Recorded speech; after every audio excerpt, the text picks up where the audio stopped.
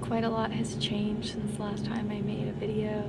I have a studio now, and this is a Adobe Calip inspired dollhouse that I've been working on, and yeah, I'm excited to get back into hopefully archiving my projects and sharing this doll voiceover time. This is a doll that I've been working on for quite a few months, and I'm so excited to finally share her.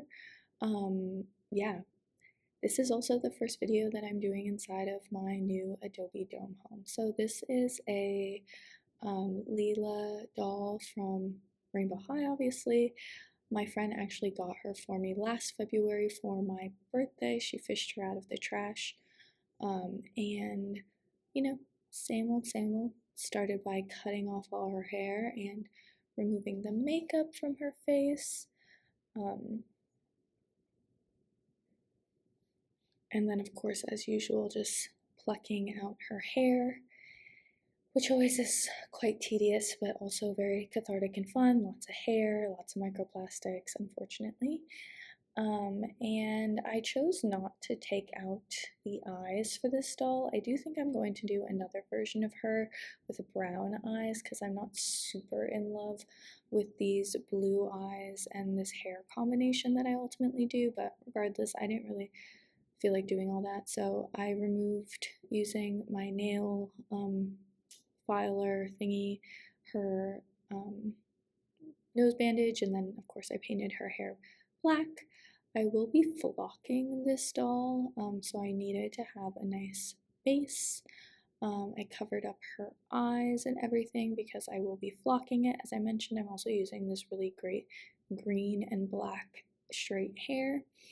I prepped to flock by adding some matte Mod Podge onto her head and just got that all over. And initially I just used a spoon to do this, but I added it ultimately to like an empty spice jar, which worked really, really well. And this is just some plain black flock, which I think was very realistic and looked cool, but I also had some glitter flock, and of course I had to add some of that in, and then it was kind of really overpowering, so I just went it back in with some um, of the just solid black, and I removed all of that blue tape.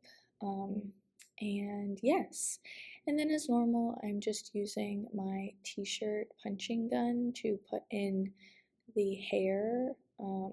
Yeah, but here I am using those original eyebrows kind of as a guide to the super skinny black eyebrows that I wanted to do.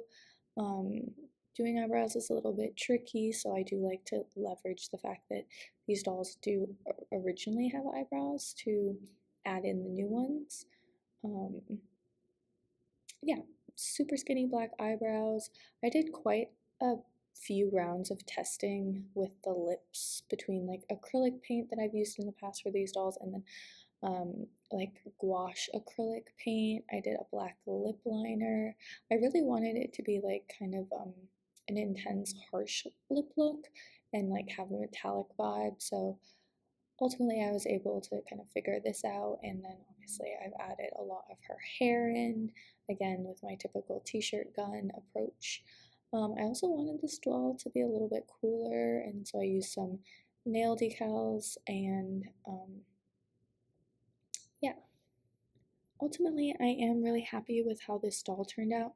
I did use some original clothes from this line. For instance, this top is from one of the dolls. I'm not sure quite which one, but it is from one of the dolls.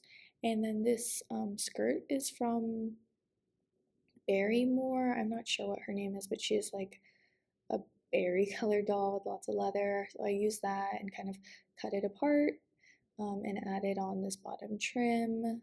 I think it was a dress, no, it was like a two-piece top and bottom, but regardless, I opened it up, added that hem. I did all of that stuff off of camera. I just really could not be bothered to film that stuff. It was a little bit tedious.